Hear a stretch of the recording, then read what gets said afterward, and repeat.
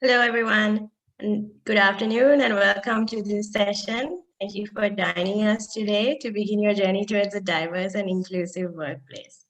My name is Lahari Dialvis, and I manage the area.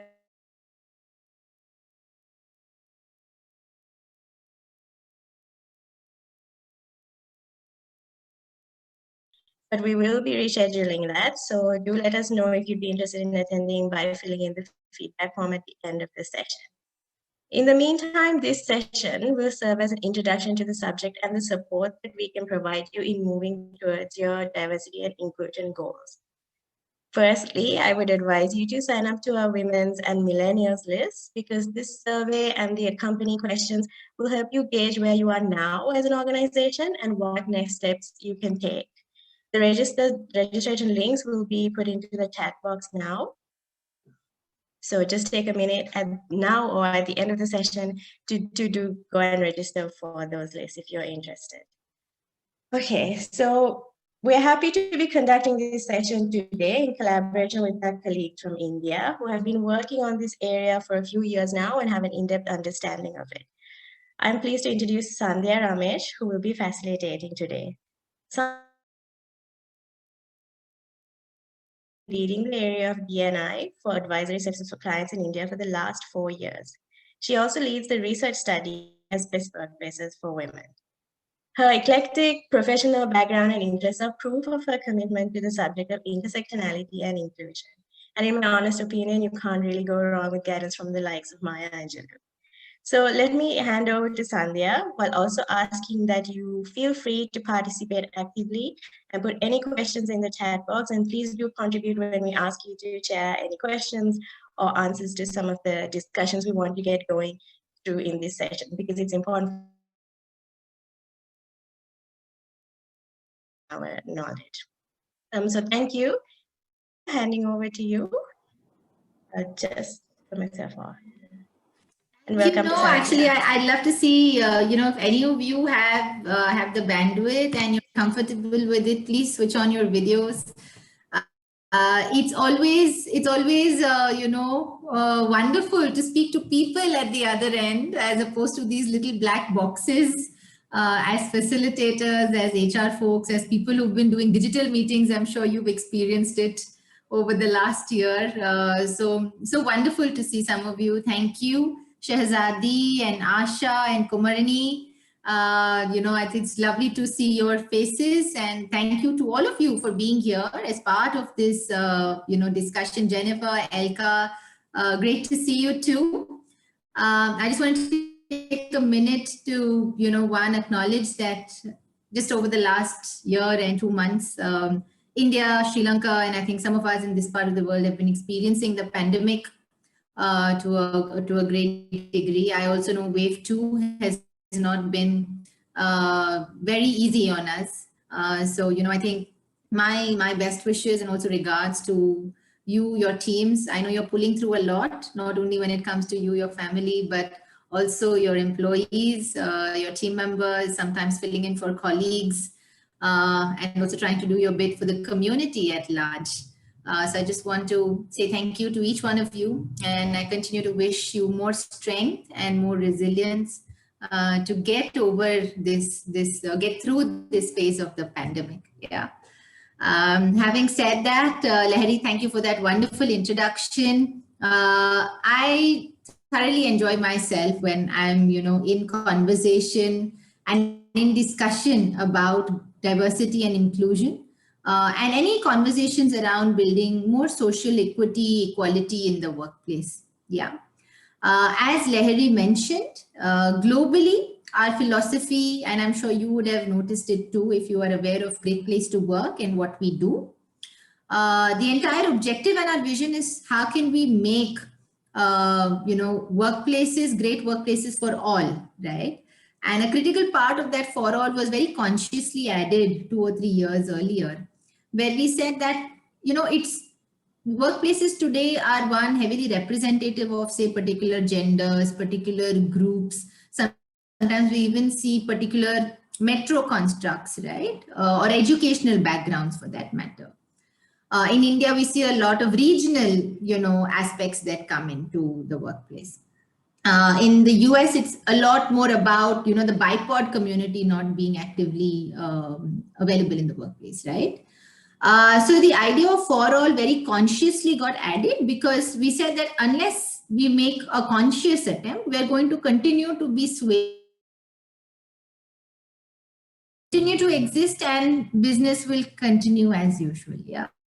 Entire philosophy and program that drives us globally is truly to say how is it that we can build and create workplaces that are for all individuals. So irrespective of what is their gender, they are persons with disabilities or able-bodied individuals. It is educational dimensions and social constructs. How is it that we're able to build workplaces and cultures that are more inclusive? And today's conversation, we're going to spend a little more time trying to go deeper into this subject. Yeah, I did get the participant list. So I know that most of you are currently in Sri Lanka, professionals from the HR sphere. We have a few, business leaders here as well. And I also see us spanning across, different roles in HR as well as hierarchies, as one puts it, in HR. I'm just going to confirm if, how many of you have been able to use Zoom fairly comfortably?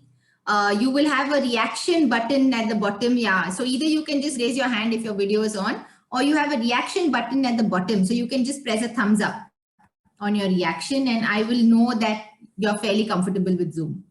Okay, super, super. So thanks, Jennifer, Kumarani, Nilangini. Okay, Asha, thank you. Radhika, Rajendra. Okay, great. So I'm getting a sense that at least most of you, I know Ruwani is from the team, so she would have made Zoom her, I think, second home now. So that's why I know that most of you are largely comfortable with Zoom. I think having said that, we are going to explore a few functions like, very fundamental breakout rooms.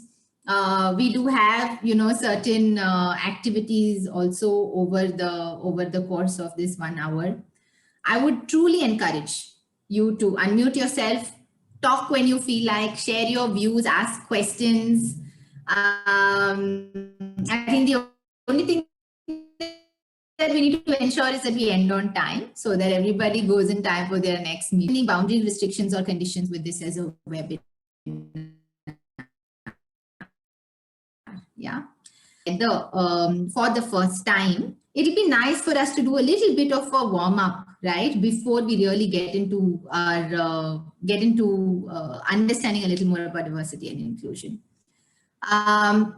Just some quick ground rules. Vegas rule, I know all of us come from different organizations. I don't think we are getting into too much of a deeper space of diversity and inclusion, but if there's something said in confidence of this group, continue to keep it in the confidence of this group. In case you're not speaking, go on mute. On the other hand, my experience says that people have been taking the mute button too seriously. So please feel free to go off mute whenever you want to share or you resonate with something or you don't resonate with something. It'll be great to hear your views. In case you have anything to share, you can raise your hand or, you can chat it out. We'll continue to monitor that as a medium of communication. It'll be nice if you can ask questions from a space of curiosity. And also, I think, respect each other's opinions, views. We do get into some dilemmas whenever it is diversity and inclusion, because yes, we all come from our formed beliefs. And some of them get challenged during some of these sessions. Needless to say, everybody needs to be heard. So we'll try and give everyone an opportunity, especially when you get into your breakout room, stick to the instructions. So if you're asked to talk about one quality, stick to one quality. Otherwise, you can go on talking about 3-4 qualities and, there's somebody else in your room who may not get a chance to speak. Most of you who've used Zoom know that it is ruthless. They just kind of throw us out of the room and we come back into the main session. So try and stick to time as much as we can. And lastly, if you have signed up for the session, do be in this session. I'm sure you'll have a few things to take away from here. Yeah. What do we look at covering today? I think firstly, we'll talk a little bit about what is diversity and what is inclusion. With diversity comes this big word called intersectionality. And when we get to that, I'm going to try and understand, how many of you are familiar with the word and how does this translate in your own experience of understanding intersectionality. We'll then move on to saying why is this important for any organization today. Yeah, so we'll talk about some of the global case studies, and of course invite Lahari in here in case she'd like to share little practices from specific to organizations in Sri Lanka. And then from there, we'll move on to really saying as an individual, what is it that you can do as an ally for inclusion? And at an organization level, what is the approach that we see most organizations take? Yeah. Okay, so I'm going to, in fact, request Debbie. Debbie is going to be the hand of God, as we call it, in all our, technology-driven sessions. We're going to do this exercise, this particular exercise in a breakout room. Yeah, this is going to give you an opportunity to get to know each other a little more. So Debbie, if we can please, break this group out into different rooms. What is it that you're going to do in these rooms? One, I think each of you need to go round robin and share and talk about one unique quality about yourself. Yeah. So, and if we had to just demonstrate this for you, I know I have Debbie and Lahari on call. So Debbie, would you like to talk about one unique quality about yourself? Okay, a unique quality about myself is I would go an extra mile when it comes for my team to help them. Okay, so Debbie, puts in discretionary effort. In fact, she's also stepping in for another colleague who had an emergency. So thanks for that, Debbie. Lahari, would you like a unique quality about yourself? Since Debbie said such a nice positive one, maybe I'll go a little bit more midstream. I think I like to be challenged. So often I find myself getting bored if I'm not feeling challenged. So I mean, I don't know how unique that is, but I have found that maybe not that many people understand that where I come from when I think like that. So I think maybe that's a bit unique. Thank you. Thanks, Lahari. And I think one thing unique about me is I draw a lot of leadership lessons from sport. Whether I play it or whether I watch it, I think there's a lot of leadership, coaching, and behavioral, inspiration that I draw from sport. So this way, it'll be nice if each of you can discuss your unique quality. And then you need to arrive as a group at a shared quality. So something that's actually shared among all of you, right? So you have to make sure that you're able to generate that kind of discussion. Debbie, what we're breaking them down into groups of 6 to 7 within yes. Okay. So when you come back from the breakout, you have to tell us what is that one shared quality that your group has. And I think in your group, discuss and I think arrive at what is that, each of you will want to make a difference in the space of D&I as industry professionals. And that's why you're also here today, because you want to understand a little more about D&I, right?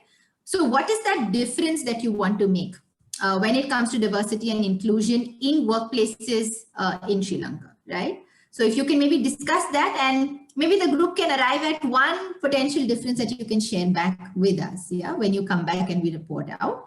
Please remember your group numbers. So you will have room 1, room 2, room 3. So make sure you remember what your room is and have one person nominated in the group for your breakout room who can come back and report this out on behalf of your group. Yeah. Any questions before we move into the breakout room?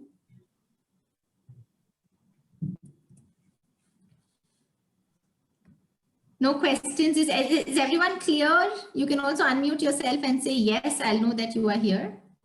Maybe we can see some thumbs up to see if you don't want to unmute yourself to know that you're on board.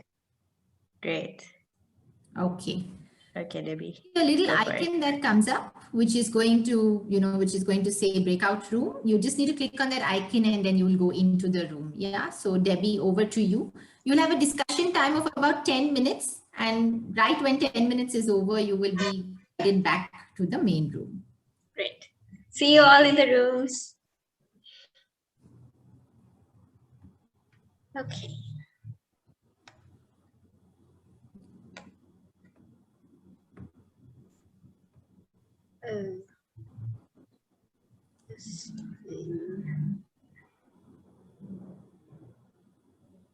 So I haven't assigned Sandhya and Lahari into any groups. Yeah, don't. Everyone else, even our staff members, are in some at least one of the groups. Yeah. Okay.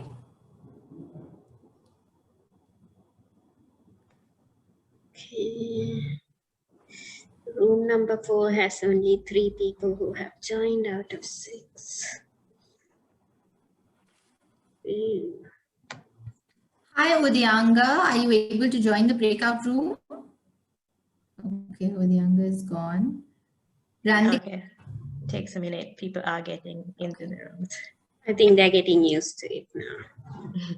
We have Hasini, who is one of ours. Mr. R. Pereira, who hasn't joined. Randika. Hasini is coming in again. Okay. Debbie, I can see the list and maybe it allows people to join there. Oh no, this is because I'm a co-host probably. Sorry. Yes.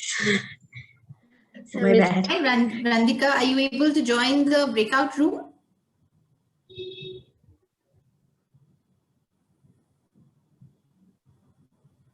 And who is MR Pereira? They are also not in it. Hi, I think Pereira, are you able to join the room?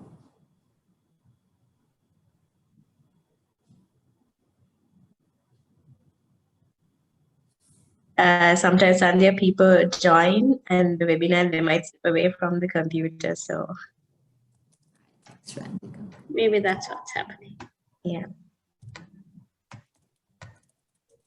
Okay, unfortunately, room number 4 only has 3 people. It's not bad, no, Sandhya? It's okay. It's okay, no? They can still have a chat, 3 people. In 10 minutes, no? Yeah. Yes, I think I've done this once with the room with just 2 people. Then you are forced to talk also. That's true. Hi, Udianga. Are you able to join the breakout room? Are you able to see a link? Udianga is gone. Udayanga has gone. Yeah. I think he has dropped off. Yes. Okay. Hasini is joining through, I think, several devices. So Hasini, one of the devices had joined the breakout session and the other one is hanging out. And then we have Mr. Pereira and Randika. It's not Mr. It's MR Pereira, no? And Pivuturu is just joining. Hello, Mr. Pivuturu. Hi. Hi. So our participants have joined breakout rooms now, and they're going to talk about something that's very unique about them, one aspect. And then they're also going to come to a conclusion in the group that an overall uniqueness in the group. So I'm going to assign you to a group now so that you can continue the discussion. Is that okay with you? Yeah, David, thanks. Okay.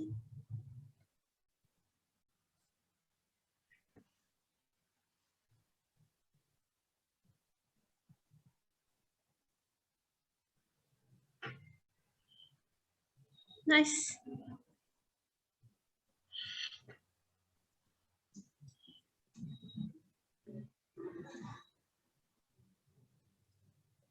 So in total, I think we had about 40 people. We did, and then no? it dropped. We at a point we had about 42 people and it dropped to 36. So even though I created 7 breakout groups, I only assigned people to 6 of them. 6, right? Yeah. Yeah. So Shine Kola is in room asking for help. Okay, I'm gonna go to room number 6 because someone is asking for help, and I'll be back. Hello. Yes, Deborah. You have asked for help? Yes, we are not clear about the thing that we were asked to discuss. Okay, no problem. So first of all, like how we did, how myself and my colleagues did, you have to share one unique aspect about yourself. And then you will also then, after everyone has shared here, you will have to come together and come to a conclusion of one unique aspect as a group. So you are 1, 2, 3, 4, 5, 6 people here, and all 6 of you will have to come to a conclusion saying, okay, all of us or most of us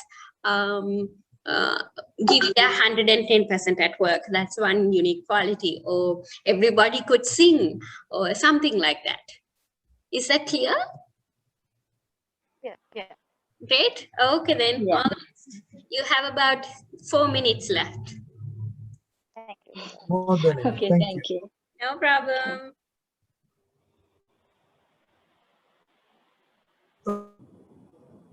Debbie, could you assign Chatu? She just joined. Sorry, Debbie, you're on mute. We can't hear you. Okay, sorry. I think when I come back from the breakout room, I'm put to mute. So does Chatu just know what to joined. do? Let's put her in the group, no? Okay. I know she's not responding, so I don't know if she can hear. Okay, I'll just put him. Okay. Thanks. No problem. It's unfortunate that you can't have multiple hosts. Yeah, because I admitted her, but then I couldn't move her into one of the groups. I had to come out to assign her into, or I should have been able to assign her, and there's another person. Yes. What you can do is just directly assign them to a group. Okay, I can do that. And they can join the discussion as it's going on, because now there's only 3 minutes Sometimes left. what happens is they don't know what is supposed to be done, and they get very confused and they just leave and go. Yeah. So that's why I tend to give a small introduction. Debbie, which group were you in? I Which was in did you group go- number 4 and they didn't understand the question, so I had to rephrase it. Oh, okay. Should I speak slower? No, Or is it- I don't think it's, I think it's just they weren't listening to you. Maybe Yeah, I that's- think also some people join webinars and they kind of join and tune out. Yeah. So they probably didn't expect this to be as interactive. Maybe that happens sometimes. So it's fine. We just go with. You were fine. Okay, I'm just gonna put my hair because it's very warm here. Okay, we have about 2 minutes more. Right. I'll just Can you broadcast. broadcast the message? Yeah. Thanks, Debbie. 2 minutes more. There. So Debbie Hasini is saying she doesn't have a mic. So Hasini is from our team, Sandhya. So she's joined, but she's in one of the groups. I think she's with the baby. So it's She probably doesn't have to keep it a bit. her laptop. One of her devices doesn't have sound. So it takes. Oh, okay. That's what you mean. Yeah. Anyways. I'm just going to pop into a few rooms, see how the discussion is going. Sure. You only have about a minute.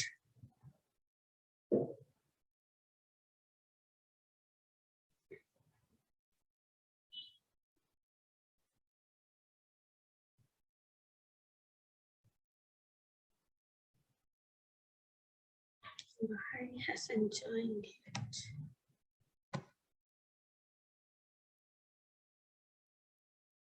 Hello? Hasini, is this Hasini Abhyavardhan or a different Hasini?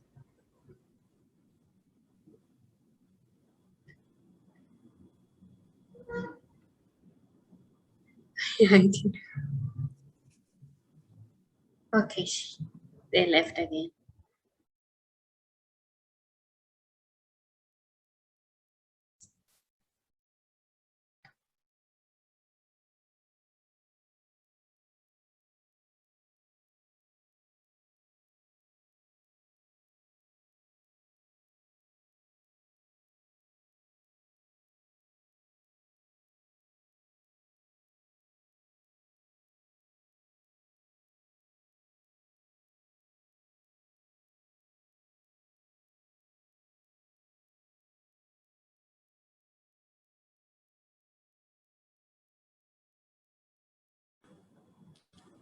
Hello, welcome back everyone. Like we mentioned, Zoom is very ruthless when it comes to time, unlike us facilitators.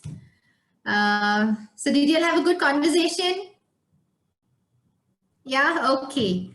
So we'll hear it from room number 1. Each room has like a couple of minutes to quickly give us your summary. While we know now that you've discussed and you've identified some unique traits, talk about what is that, what is that one unique thing you found as a group? So group 1, what was that unique thing that you found as a group? Who's going to be the spokesperson for group 1? Right, this is Hasini from room 1. The unique thing, the common thing that we found out about each one of us is the fact that we blend into any given situation and make sure that we come out of any challenge that is faced with us. And if I'm to talk about the unique characteristics of the 4 ladies in the group, Asha said that she's willing to go the extra mile when it's required. Anuja said she's unbiased and is very genuine when it comes to taking decisions. And Asha, Anuja, and I'm sorry I missed the name there, but she said that speaking up and standing up for what's right. Amaya, sorry about that. Amaya said that speaking up and standing up for what's right is her unique characteristics. And I added saying that mine is the fact that I'm passionate about what I do and I make sure that I do anything in the power to make sure that it happens. So that's the summary from group 1. Thank you. Thanks, Hasini. And any potential difference that the team wants to make in the space of diversity and inclusion that you all spoke about?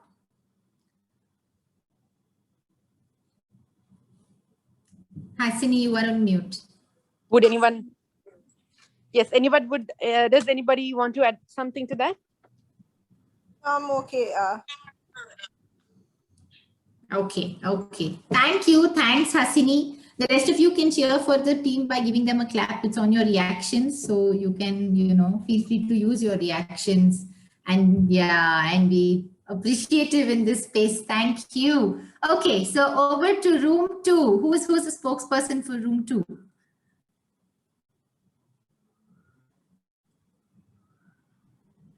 Since no one is going, I thought that I'll go ahead. So okay. In my room, I had Deshani and I had Pivithru.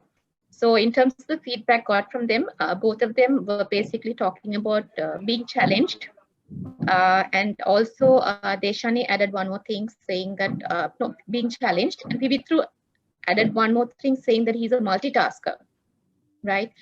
And when it comes to diversity, we also felt that, and inclusion, what was added by me was, in terms of connecting to people, because wherever I have lived in different geographical locations and studied in about 5 different schools, which easily helps me understand people. So I think with whatever the unique characteristics that we have, it basically helps us with our day-to-day life in the corporate life. Simple as that. Anybody else wants to add could, say something from the group if you like. I think I covered everything. Thanks, Pivithru and Elka. Group 3, what was that one thing that you discovered that was common to all of you? Hi, Manisha. I hope you can hear me. Yes, I can. Yes, so sorry, not Manish. Hi, Sandhya. So this is Enoj from room 3. So I had Manisha, Vasudha, and Tushni with me. So what we discovered during our discussion was all of us had this equal trait of this likeness for novelty. In a sense, always try to find new ways of doing things. So this actually it first came from me, but later I found out that all the three of us have it in different forms. So that was like the very so that was easy even finding out what was the common thing. And Manisha, Vasudha, or Ushni, you want to add anything? Thank you. And Enoj, any specific difference that you all would like to make in the space of DNI? Did you all discuss that? So we kind of touched on what DNI is, and we had that discussion. Okay. That much forward. Yeah. Okay, I see there's a competition for room 3. Kumarini is saying that her team was in room 3, but Kumarini, you can go next.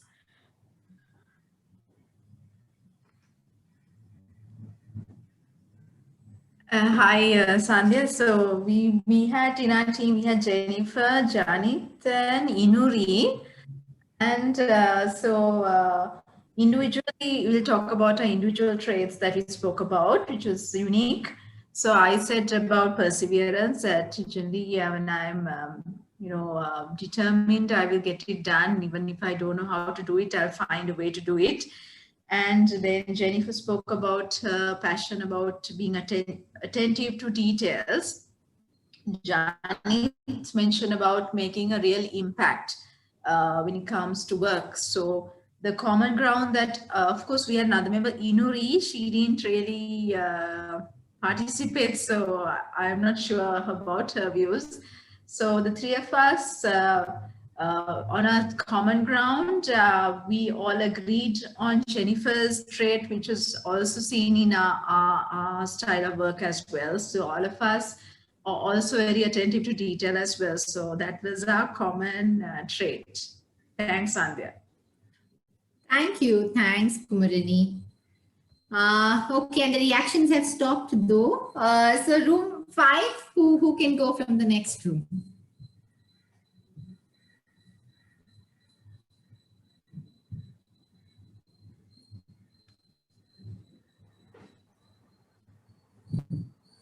Vaishali or Nilu, we are from room 5. Why don't you go ahead, Shasadi? I thought you all will be able to represent better. Okay, so we felt we had a common trait of connecting well with people. And that was one. And the difference that we wanted to see at our workplace was, so I think equal opportunity to everyone was one. And then Vaishali was saying that there should be no differences in growth to anyone. And Nilu, can you help me with what you said about this one? Yeah, so I said like, okay, but that people need to be listened to and heard. Yeah, listened to and heard. Irrespective of hierarchy. The common thing was what, Shazadi? In the group, what did you all find out as a common? Being able to connect. Being able to connect. Yeah. Okay, so you're being able to connect or the need to connect with others. Yeah. Lovely, lovely. Nice. Thank you. Thanks so much. And I think over to the last group. I think there's one more group left.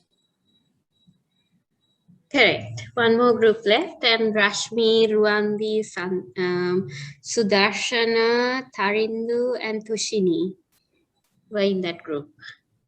Would any of you like to unmute yourselves and quickly share?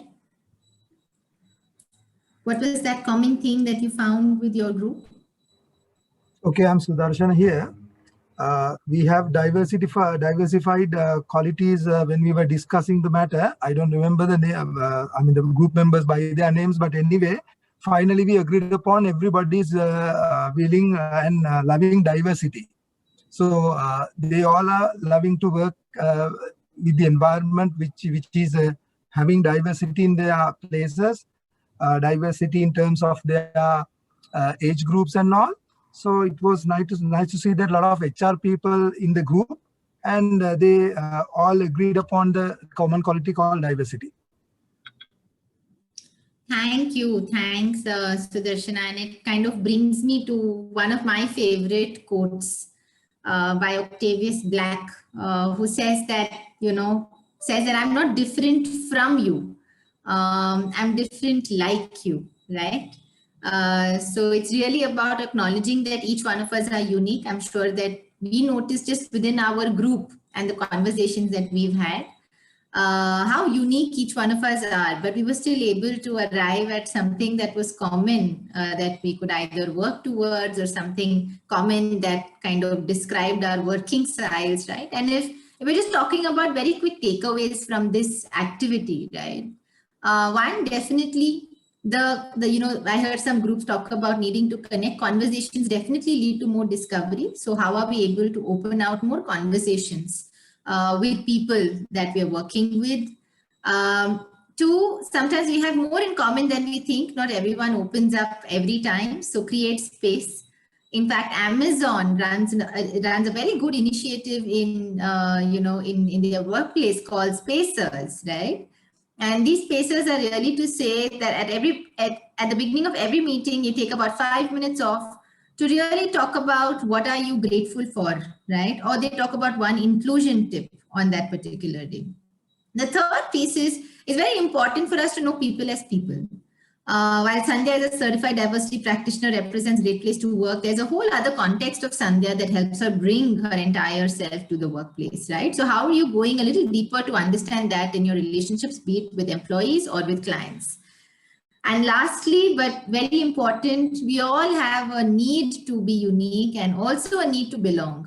So how is it that we're able to create workplaces where we can bring that uniqueness, that we are encouraged to bring that uniqueness, and we don't feel outed for it, or we don't feel excluded because of that uniqueness. We actually feel included because of that uniqueness. Yeah. So this is, really a takeaway from this session. We also have different ways in which organizations have been trying to build more inclusive workplace cultures. I'm going to talk about one organization from India, Sun Life, and the kind of practice that they have. So they try and co-create their people practices along with employees. So if there's a certain need, they actually identify that need bottom up, they design a practice, and then they run this, this entire thing through a beta test, as they call it, go through a cohort of employees who are a little more representative of the overall organization, take feedback, and then go ahead and implement it throughout the organization, right? And involving is a very high aspect of inclusion. And feeling included in the workplace. Yeah. And I'm going to quickly kind of throw a question very quickly open to this group, but we have only 30 seconds to respond. And you can respond on chat. What do you think is diversity? What do you think are the different dimensions of diversity? I'm going to just monitor the chat to see what kind of comments are coming up. What is diversity for you?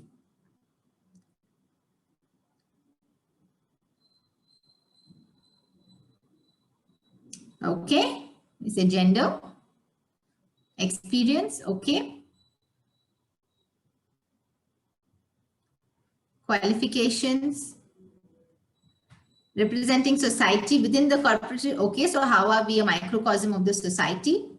Thoughts, yes, cognitive diversity, differences, inequality, okay. Differently able, okay, thanks Debbie. Vasudha says people with different points of view. Yes, I just got that earlier. Cognitive diversity. Age. Yes, we're seeing a lot of intergenerational intelligence that's required when we're, talking about workplaces of the future. Religions. Very important. In fact, so underplayed in the workplace context because nobody wants to step on that topic, but it's lurking somewhere, right? In the way we view each other sometimes, and in the way we get influenced. Acceptances of differences and working together. Wonderful. Thank you so much. Amazing responses, and all of them are on track, right? So it is diversity, just is basically representing everything in this universe.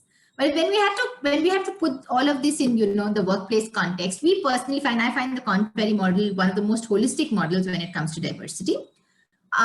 You have, these are the 6 aspects. So primarily you would have visible traits and invisible traits of diversity. Some of the very visible ones are physical, like we were talking, age, gender, race, right? Your physical abilities sometimes, right? There are also some which are invisible, like your values that drive you, right? The kind of religion that you could come from, the culture, your attitude, yeah? And then there's a whole element of cognitive. In fact, we've curated a video and I'm going to take you through that video around how HSBC is using neurodiversity in the workplace as well, yeah?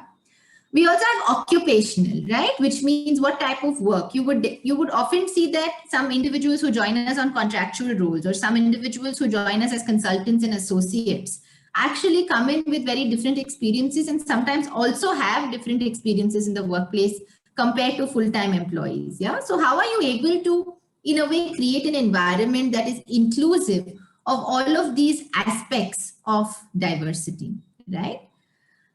And if we had to look on the flip side, I'm going to talk about intersectionality a little bit, yeah? So does everybody have a pen and a paper? If you can just keep that ready with you, yeah? Do you have a pen, paper ready with you, or even if your screen, if you can just open out a blank tab, right? If you have that ready. Okay, so now we're going to ask you to think about 5 attributes that describe who you are. Yeah. So if I had to talk about any individual, and I've taken an example here, the person could say, yes, I'm a female. I am a wheelchair user. I belong to the millennial generation. I am a postgraduate and I am a mother, right? So this way, what are probably your top 5 attributes that define you?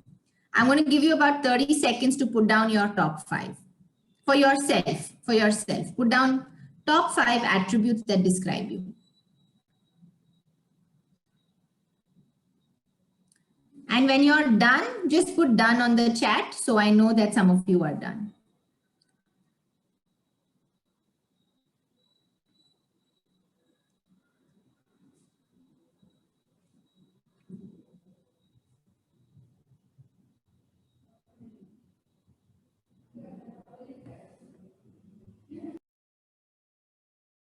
Does anyone have a question about the question? Okay, Kumarini says done. Top 5 attributes that describe you. Thanks, Kumarini.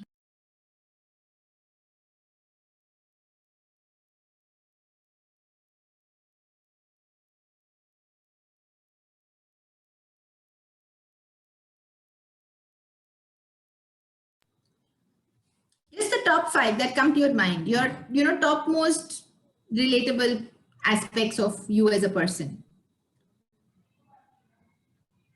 Okay, Debbie's done. Another 30 seconds more. Okay, Madhura is done.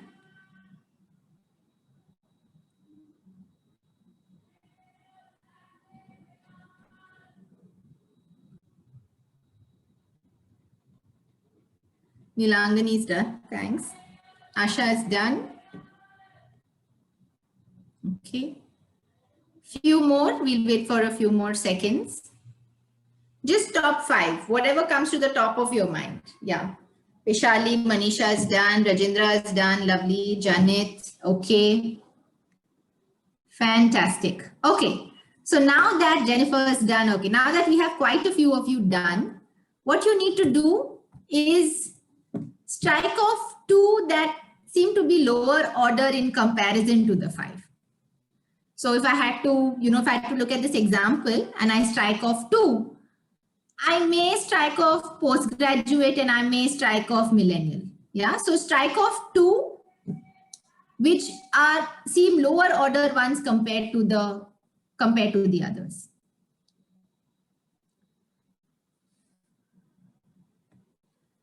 And now when you complete it, say yes. Just have to strike it off. Okay. Debbie, yes. Shazadi, yes. Vishali, yes. Okay. Kumarini, yes. Okay. Okay. Vasudha, yes. Janet, yes. Lovely. Jennifer, yes. Okay. I'm going to ask you to take that one step ahead, right? And now I say, strike off 2 more that you think. So you have 3 left. Like over here, I would have 3 left, which is mother, wheelchair user, and female. What if I had to strike off 2 more from that list? And if you're done, then, please type in done. Okay, it says done. Type in done. Okay, Debbie says done. Jennifer says done. Charlie says done. Okay. Now my question to this group after doing this exercise, right? And you've identified that there are 5 dimensions of aspects that you thought were critical. When the first time I said, talk about 5 attributes that describe you. Would any of us thrive if the organization only included one of the dimensions of us as people? You can just put a simple yes or no in the chat, and you can respond to that if you don't want to unmute yourself. Yeah. And this is the classic mistake that most organizations make. When they say, yes, our focus is to enhance gender diversity, but they forget the rest of the context. They forget, the generation that the person belongs to. They forget if the person actually is a mother, a single person in a caregiver role.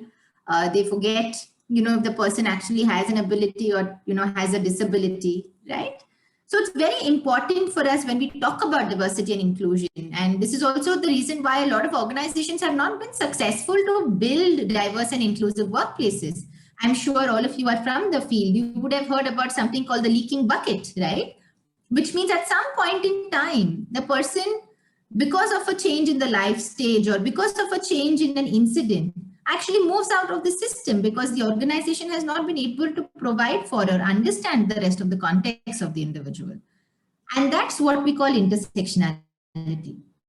So we say there is no individual who exists in isolation. It is not just gender, it is just not age, it is just not, your educational background. There's a whole interconnection of different aspects and they overlap with each other. They are interdependent with each other and they're very real, right? You can't remove, and through this exercise, you would have noticed that it's very real to you. I can't remove one piece of it, right? And say, okay, maybe I won't account for this, but bring the rest of you to work, right? And that's why many organizations have, now consciously taken a call. If you look at Cisco, if you look at Salesforce, they have consciously taken a call saying that we want to focus on full spectrum diversity. And what they mean by full spectrum diversity is the fact that they are going to work on acknowledging intersectionality, and they're also going to work on building inclusive workplaces. Yeah. And to understand a little bit more about what is an inclusive workplace, I will have like a quick video that I want to share with you. I'm just going to confirm once you can see my screen.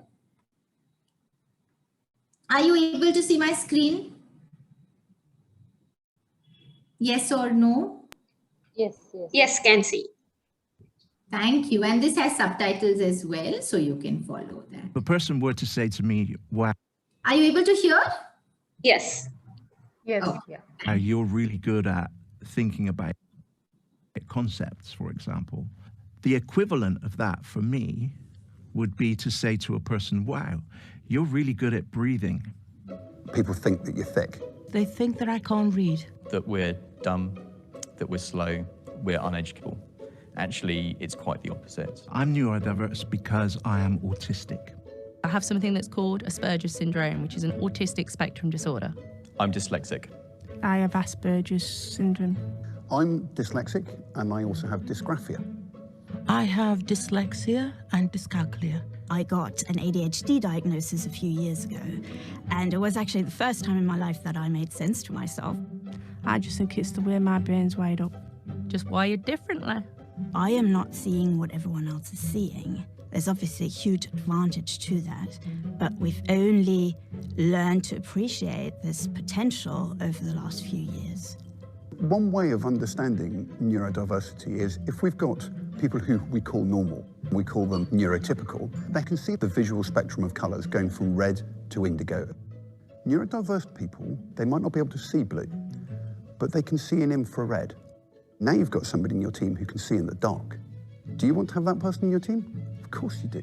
Many of my strengths, I believe, come from my autism. I'm good at retaining knowledge. I know where to find the knowledge. My brain is incredibly logical. One of my main traits is I can take lots of different sort of level 2D drawings and then make them into a 3D model in my head and be able to spin them around. I'm very good at spatial things. I built a kitchen in our house 12 years ago, bought all the bits from IKEA and fitted the whole thing. And somebody said to me, well, where did you make a plan that? I didn't. I did it all in my head. So ADHD is basically like watching 30 different channels at the same time and somebody else is holding the remote control. I am calm in situations where a lot of other people get really anxious. There's limited fear to actually make a decision, which I sometimes find very helpful in a business context because sometimes we just have to decide something to be able to move ahead. I can hold very large, very complex systems in mind. The way I look at the world is black and white. It's not the grey areas in between. I can think logically, I can think straight down the middle, and it brings the team in together so that it's not going round and round in circles. I think one of the biggest challenges for me is that neurological differences are invisible. Don't assume everyone else just because they look like you or they have a similar job or that they think in the exact same way. I would say definitely don't be afraid to talk about it. For me, I would say speak to your managers and let them be aware. And I think by doing that, it makes you more confident and more freer. It's not something that all of us are easy talking about, but the more we do talk about it, the more people understand and will appreciate the different abilities and the different gifts that neurodivergent people can actually bring to HSBC.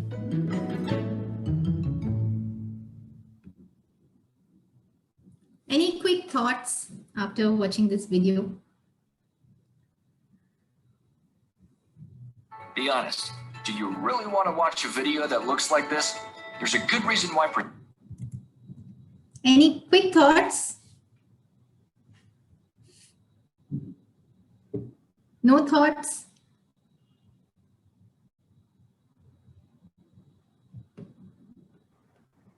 Okay, I'm just going to Sorry. Yes, So yes, for go me- ahead, Nilangini.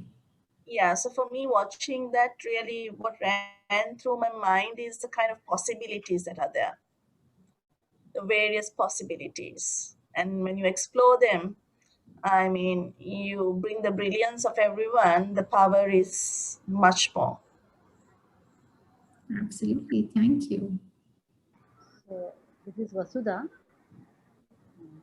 So for me, when I watch this, I have seen certain examples in my place where I live, where the strengths of this different kind of people, the strengths, how beneficial. The problems are so new today, like, you need different kind of backgrounds to give solutions. Like only outsider can give a different kind of thinker only can give solutions. I feel best solutions come from that only. So I think high time we all make it normalized instead of looking at. I have seen people they talk about diversity and inclusion even today as some charity thing, So yeah. So Yes, that, Vasudha, totally relate to it. so yes, absolutely. So I think high time we take it into stride and sooner the better. That's what I feel. I was thinking when I saw that video. Thanks, Vasudha. Yes, Shehzadi. Yeah. So, I mean, for me, that video was how we can look at things with a different perspective, each one, and what we actually consider as weaknesses of individuals can be leveraged as, strengths of the individuals also. How each individual in an organization can actually be a powerhouse of a lot of strengths, so that is what I think the organizations can look at. Yes, Shehzadi, and yes, over to you, Peshali. Yeah, I mean, for me, I think what we need to do is know that we all have expertise that we bring and not to be threatened by that. And one thing we've done in our teams is actually do a strengths conversation, right? And then ask each other to share the strengths they see of the other people. And you end up with this enormous list of strengths. not only what I might see, what Vasudha and you and everybody else in my team would see.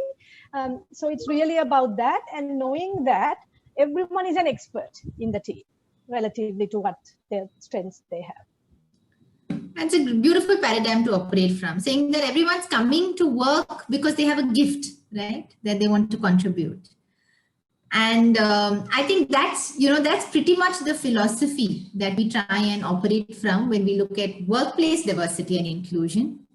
I know that this is a group that's already sold on why inclusion is important, but I'm just going to maybe talk about one example of an organization that I personally have taken the interest to study in a little more detail. So we already saw and we said, what is inclusion, right? So we're saying that where a person is actually allowed and encouraged to retain whatever is that uniqueness that they're coming with and still continue to be part of the group. Yeah. And like I was saying, I said, this is a group that's already sold on why is diversity and inclusion important. So I'm not going to get into talking about the business case for diversity and inclusion. In fact, if any of you are here today, a great way to actually beat that question is to reframe that question. And what we say is, what is the cost that an organization is going to pay if they don't focus on diversity and inclusion in the, in the coming years? Yeah. And these are all examples of global organizations. Lemon Tree is, of course, an Indian organization. In fact, they have the highest percentage of persons with disabilities on their workforce, 8.72%. They also have, they see within that group that attrition levels are a lot lower. Your talent costs are, of course, very minimal. Productivity is also higher with the PWD group, right? What we also see in Expedia, in fact, Expedia saw a growth in the overall online travel bookings that happened back in about 2019 before the pandemic hit. What they've started as a proactive strategy is because they have so many women at the other end actually making their bookings, they've started hiring more women engineers at this end, just so that they try and understand customer markets and, they understand the entire psyche through which customers operate. And now they've actually started valuing and saying, hey, diversity is so important for us to be successful in what we do. Like I said, I've looked at one organization, which is Microsoft. And I've really studied their whole D&I, journey in a lot more detail. They didn't start their journey when Satya Nadella took over because he was a little more, he's considered to be a little more pro PWD, empathetic, because he comes from a space and of, a background that makes him generally more empathetic. It didn't start at a time when they got one of their, one of their top leaders being their gender diversity or leadership being about 30%. They actually started way back in 1985. Some of their most recent contributions owing to the diversity that they continue to have, apart from holding a 76% market share for their product, right, is one, they've developed something called a Gift Hub community, which is a global IT hacking community. Two, they've developed new products like learning tools, live captioning, Xbox, the adaptive controller, Seeing AI. With Seeing AI, so many of us use it right now in the digital space so frequently, but it was actually developed by a, a group of visually impaired colleagues at Microsoft. And lastly, they've built an entire community that goes beyond Microsoft called Allyship Beyond Microsoft, right? And they're running these large-scale seminars on how to feel included for people across the globe, right? So this is in an extremely interesting case study. I'll of course share it back with the team, and they can share it back with you. We have to, when we look at how do we build diversity and inclusion, I've broken it down into two lenses. One lens starting as an individual, saying that as an individual, what is my spectrum of allyship? There are some concepts that we don't know fully, that we don't understand fully. And in those, in those concepts, it's absolutely okay for you to be on the left-hand side of the spectrum saying that, hey, I'm not an ally today. I don't know too much about it, but I listen, yeah. You can slowly move from that spectrum to saying, okay, I'm starting to understand. We'll finally reach a stage, where words like lesbian, gay, transgender, trans woman, trans man can be used very normal, just in terms of our language and day-to-day language with people. just so that you feel comfortable rolling those words in your mouth. You can then move on to an allyship, which is called the super ally, saying, guess what? I want to be there for communities like this. I want to be able to fight any kind of policy changes and laws that are meaningful for this community, right? So I think for each of us, unless we get on our journey of allyship, it's going to be very hard to change the organization, because the organization at the end of the day is an element of all of us, right? So one, definitely start your own individual and personal journeys. I know some of us, and this is my usual context, I see a lot more women in D&I meetings than I do see other genders. But if that's something that you already understand, I think take up the challenge of understanding some other group a little better, whether it is PWD. I mean, I remember when I did my first interaction with a person with disability was when I was training for a marathon with the person, right? And I think that opened up so much for me about the community. How do they actually perceive things around them, and how do they experience things around them? So pick up, a different group and try and learn a little more. Lastly, from an organization level, right? How do organizations begin this entire journey of diversity and inclusion? One, the first step is surely education and, creating influence, whether it is your own HR team, whether it is your own D&I team. Please spend some time educating people about what is diversity, what is inclusion, what are the benefits, what are biases, right? Very important, from an HR lens to invest in education. Please sensitize leaders, because leaders make decisions that impact organizations, right? So very important for us as leaders to be cognizant of what are the biases and how are they having large-scale impact either on our business, on our customers, or the community at large. Managers interact with your teams every single day. How is it that you can sensitize managers on what are workplace appropriate conversations? How can they, understand other groups and the needs of other groups so that they can help them be more effective in the workplace? Yeah, so that's step one. Step two is definitely conduct an own assessment of your policies to see how inclusive are your people policies. Great Place to Work has a framework. We evaluate and assess organizations on the policies, as well as we help you baseline and say, what is your experience of inclusion today? And help you, create an action plan towards achieving a higher level of inclusion. So feel free to reach out to the team. They'll be able to help you with details. Next is get into action. Once you have all that feedback, see how you can actually integrate these actions into some larger stream. So say you're already working on a hiring practice, right? How is it that you can take feedback from these policies and make your hiring practice more inclusive? So your next stage really is actioning. And lastly, how is it that you can create a cohort and a team that goes beyond you and yourself? Try and create a group of allies as champions who can, lead diversity and inclusion as a specific area. Yeah, that's what one would move into, and that's how you institutionalize diversity and inclusion. I'm going to pause here. I'm also open for any specific questions that some of you may have with respect to workplace diversity and inclusion and how you can build it.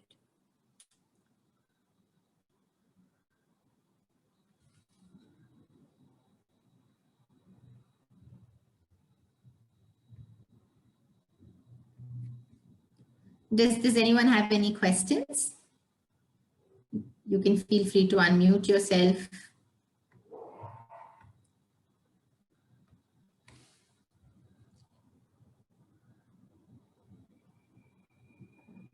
Okay, so I have a question. Sorry, I have a question. So how do you really influence leaders to kind of embody diversity and inclusive workplaces? I mean, most of the time you would see that this is not part of the strategy, and it falls onto HR as a HR activity. Yeah. What are some of the best practices where you've seen that this kind of culture shifts are embodied at the very top, and what kind of strategies do they form? Great question, Nilangani, and I think organizations are still trying to crack it. The ones who have managed to crack it, Nilangani, is the ownership. So one, structurally, they have ensured that it is usually their topmost business leader who carries the goal of improving diversity and inclusion within the organization. Yeah. So HR really becomes an enabler or a facilitator. If you ask me, in whether it is Mars Holdings, which is a famous FMCG organization, a global organization, it's actually their chief strategy officer who holds the accountability of diversity and inclusion. If you have to talk about Cisco, there is, they definitely have a D&I lead, but the lead directly works with Chuck Robbins, right? When it comes to diversity and inclusion. If you have to talk about who are the other leaders, if you have to talk about any one of the organizations that have made a good progress, it's when the accountability and ownership definitely lies with somebody who's also leading your business. So that's number one. Two, Nilangani, I've seen a few organizations run a lot of programs, right? To be able to get their leaders themselves to start seeing more meaning of why it's important for the organization to invest in diversity and inclusion. A lot of times, these are mandates that come down from the board, luckily, at least when it comes to gender diversity. But you'll find that when leaders themselves spend time with some of their business problems, somebody being able to channelize and utilize investing in inclusion or investing in diversity as a way to overcome those business problems is one of the best ways in which you can influence leaders to be able to commit to, building diversity and inclusion. Thirdly, Nilangani, definitely education.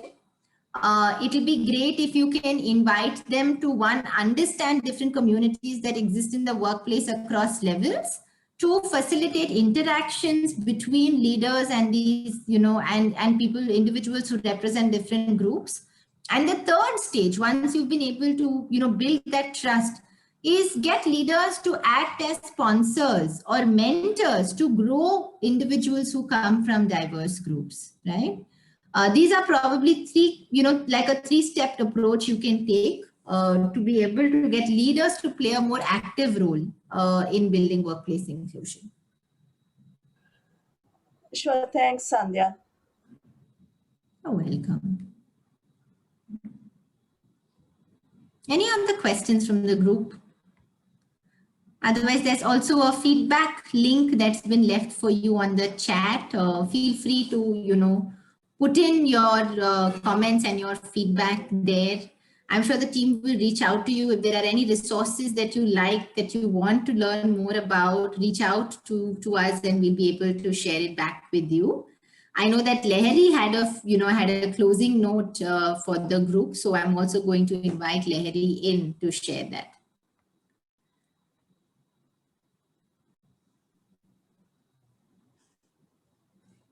Thanks, Sandhya.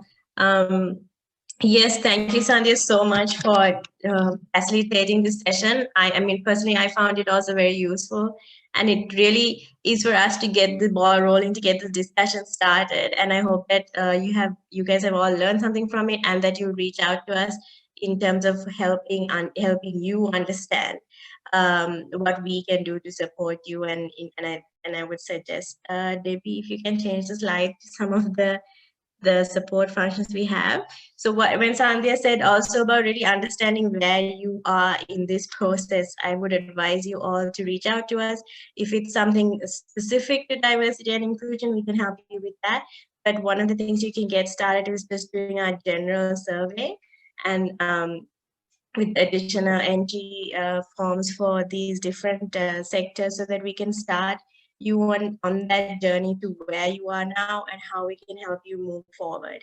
And like I said, if we have enough interest, we'd really like to take this workshop that we had, well, it's not a workshop, like little intro webinar that we had, and really expand it and get people more involved and get a lot more learning out of it. So please do fill in the feedback form and let us know how interested you are, so we can follow up with either a public workshop or something specific to your organizations, if that's what you would like. Yeah, so Debbie has just put up a feedback, just a quick couple of questions just to let you know how the session, let us know how the session was.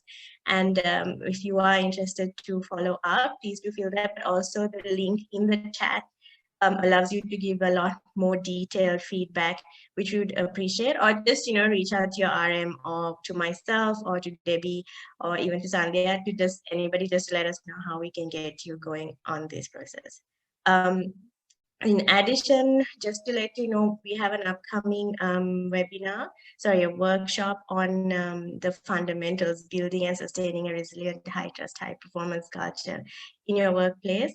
The link for registration is also in the chat box, so please do register. I think that really will help you to get a base. This is at the very base level. It doesn't really, it'll get you started on how to create your great workplace.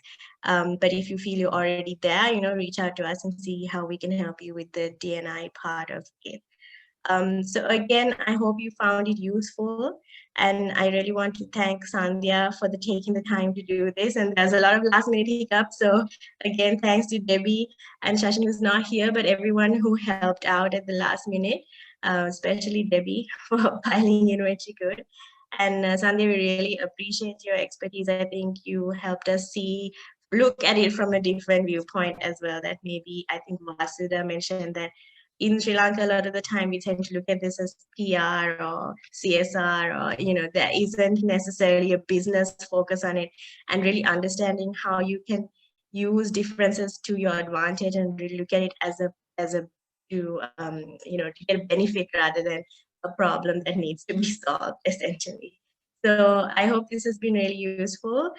Sorry, I just missed the last 2 slides, just a couple of social media campaigns we're running. Please do check those out on our social media if you have the time as well. And we've gone over a bit, so thank you everybody who stayed on the call even past the time. And again, please do reach out and you take the time to fill in the feedback form. So thanks again for your time, everybody, and especially Sandhya. No, thank you. Thanks, Lahari. It was a great experience for me. I wish I can spend more time with, the group so that I get to learn a little bit more about what everyone's doing within their organization. Yes.